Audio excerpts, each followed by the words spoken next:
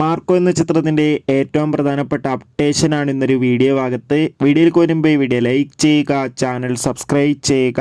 December മാസം ധാരാളം ചിത്രങ്ങൾ OTT റിലീസ് ചെയ്യുന്നുണ്ട്. ചാനൽ ഭാഗം പരിശോധിച്ചാൽ നിങ്ങൾക്ക് കാണാം.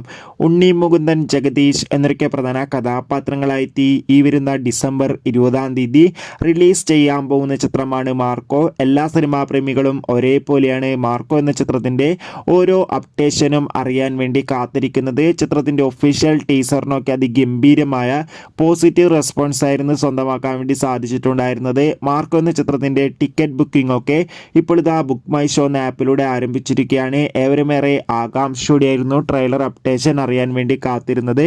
ഇപ്പോൾ ഇതാ ചിത്രത്തിൻ്റെ ഭാഗത്തു നിന്ന് തന്നെ ഒഫീഷ്യലായി കൺഫേം ആക്കിയിട്ടുണ്ട് ചിത്രത്തിൻ്റെ ട്രെയിലർ ഇല്ലാന്ന്.